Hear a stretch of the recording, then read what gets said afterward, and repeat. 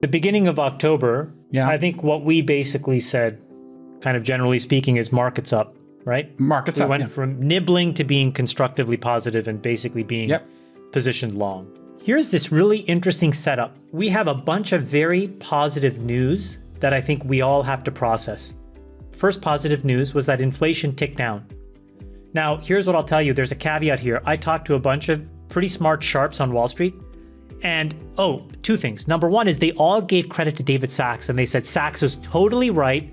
Double dip recession is coming. But then they said, tell Sachs, we think that there's a double hump in inflation coming, which means it's coming down to come back up. And there's a bunch of reporting vagaries that may cause that. So keep that in the back of your mind. But positive news, number one, is inflation ticking down. Number two, Jason, we talked about this. A federal judge basically stayed Biden's attempt at giving student loan relief.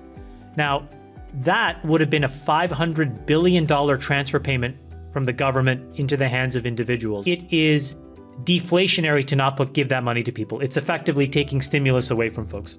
Number three, it looks like we're headed towards a split government, which means that we are not probably going to see any more stimulus over the next 2 years. Number four, Ukraine wins in Curzon. I hope I'm pronouncing that right.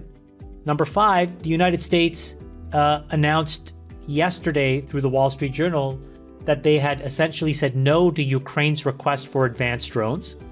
And they said to Ukraine, essentially, you need to go and negotiate an end game here. And number six, China has started to relax its COVID policies, and Xi is pivoting to economy first. Don't forget seven.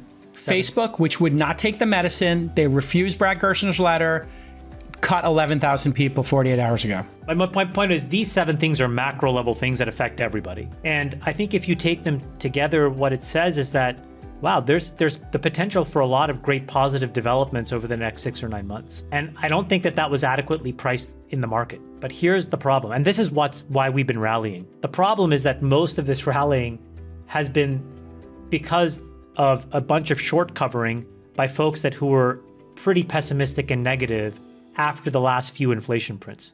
So this is not really net new buying that we saw over the last couple of days. So you take it all together, I'm like, it's still going to probably trend up a little bit. But then again, we talked about this, Jason, when the VIX gets into the low 20s or the high teens, that's probably the short-term top, and then it turns around. And unfortunately, we're near the low 20s, high teens. So that's kind of my thought on things. I've been telling all of our startups that you need to plan to have money through the first quarter of 2025. You must. Whoa, okay. You absolutely must. And the way that I frame that out to them is 8 or 9 quarters of cash. And the reason is that we have all of this positive news in the offing. But the problem is, again, there is still a lot of risk to the downside. We haven't seen David's second, dip in the recession, right? So that double dip is going to be expensive. And again, the sharps think that inflation will come back at some point in the next 6 months. That will keep the Fed's foot on the gas.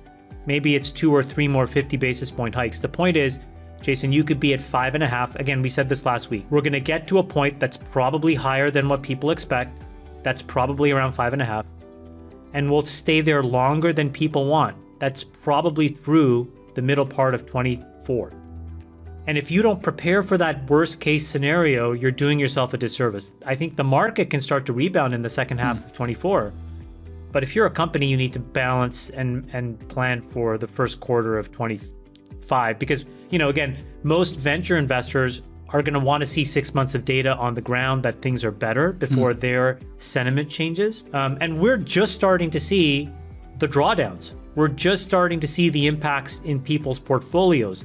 That will drive behavior change. I mean, this SBF thing is the tip of the iceberg in terms of the money at risk. I went and, by the way, I did an analysis. I shared it in the group chat. Hopefully we can show this up. Brad has a little chart. Nick, maybe you can throw up the historic drawdowns. So for people that care about early stage technology, since 2018 through 2021, and including an estimate for 2022, we have injected $1 trillion into venture capital. And if you look at historically how money has been lost in periods like this, and you layer that into 2018 to now, what it basically tells you is about $500 billion of that trillion from 18, 19, 20, 21, and 22 is going to be destroyed. We haven't even started to see that yet, right? And then if you factor in another 100 billion or so from older vintages, we're talking about a 600 or 700 billion dollar destruction of paid-in capital. So there's still, for all the good news, there's still a bunch of these unfortunate pieces of bad news that have to work its way through the system. And for people who are looking at the chart right now, and you can see the charts on Spotify, or if you search for All In on YouTube, we have a video version there. You just take a look at 1997. The peak TVPI was 7.5x, 7.5 times cash on cash money, and what actually got realized was 5x, right? So what paper said and what got distributed were two different things. Anecdotally, what I'm seeing in the startup world, Chamath, is people are taking the medicine, and a lot of people are shutting their companies down. They're giving up on raising money and then asking me, which portfolio company can I get a job at? Because I, on my personal balance sheet, have been taking a 5K draw a month, and I have 2 kids. I need a job. Can you get me a job at Amazon or another portfolio company? And a lot of acqui-hires have started to happen. And so what's happening is the consolidation of talent. People who would be a great number 3 or 4 person, but maybe they weren't suited to be the number 1 person, are now consolidating into startups. With these layoffs at Meta and other corporations, we're starting to see very talented people who had peak comp of 300, 700K a year. More consolidation of talent, stronger companies. Just to put this point into focus, Nick, can you just throw up this chart? So this is basically what we're dealing with, which is like, if you look at, and these are just a couple of examples, but this is Meta, Amazon, Snowflake, Datadog versus Gilead, Raytheon, and Exxon. What is the point of this? The point of this is just to show you that we have had a massive rotation away from our industry, is the point, right? Where normally the things that we would work on were just so well received by so many different kinds of investors that unfortunately just isn't the case anymore. And I think it just goes to show you that the reason why this is happening is because people are hedging their bets about how long the economic pain lasts. That's why, they'd rather be long healthcare stocks, industrial defense companies, and oil companies.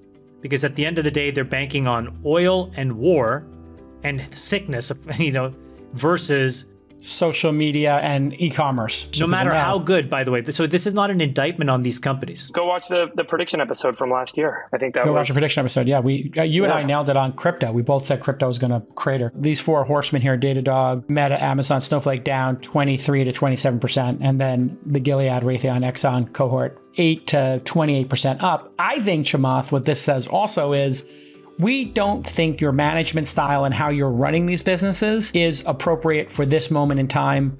Please consider some austerity measures and some thoughtfulness in how you treat shareholders. I mean, it's just watching the number, how people are running companies.